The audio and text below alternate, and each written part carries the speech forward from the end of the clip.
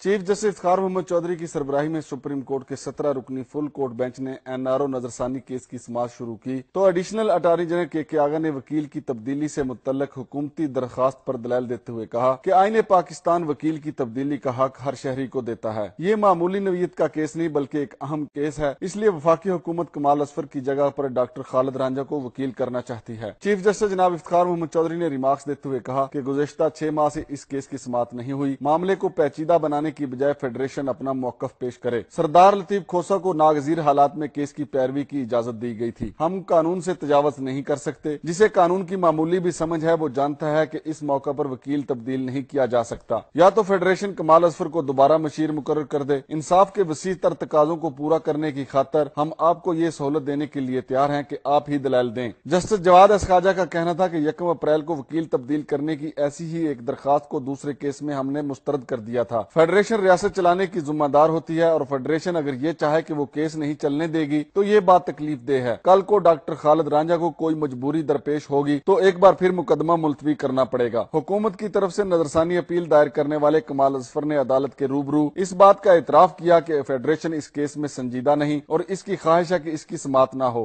حکومت نے شروع سے کہا کہ میں آرگومنٹ نہ کروں، تو میں نے اسی لیے تو لکھا تھا کہ I will not represent the federation, I have no instructions۔ حکومت اصل میں چاہتی نہیں ہے کہ اس کیس کی ہیئرنگ ہو۔ جسٹس جاوید اقبال نے اپنے ریمارکس میں کہا کہ ایسا بھی ممکن ہے کہ وفاق اگر چاہے تو ڈاکٹر خالد رانجھا وفاق کے وکیل کے معاون کی حیثیت سے اس کیس میں پیش ہوں۔ تحریک انصاف کے سربراہ عمران خان نے میڈیا سے گفتگو کرتے ہوئے کہا کہ کرپشن کے خلاف کیسوں کی سماعت بہت ضروری ہے۔ کرپشن کے باعث عوام مہنگائی کا طوفان برداشت کرنے پر مجبور ہیں۔ جب تک NRO کے بینیفیشریز بڑے بڑے عہدوں پہ بیٹھے رہیں گے کرپشن کیسے ختم ہوگی؟ ملک میں اس وقت سب سے بڑا عذاب کرپشن کا ہے۔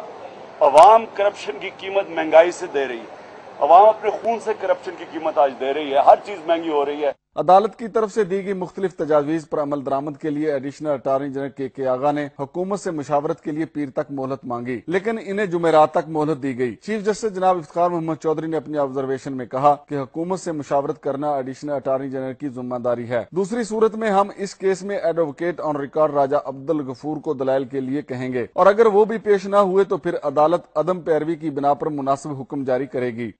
NRO نظرثانی کیس میں حکومت کی بظاہر کامیابی یہی دکھائی دیتی ہے کہ وہ اس کیس کو مزید کتنا التوا میں ڈالتی ہے۔ ایڈیشنل اٹارنی جنرل کے آغا نے 2 دن کی مزید مہلت حاصل کی۔ کیمرہ مین کاشف عباسی کے ساتھ شمشاد مانگٹ، وقت نیوز، اسلام آباد۔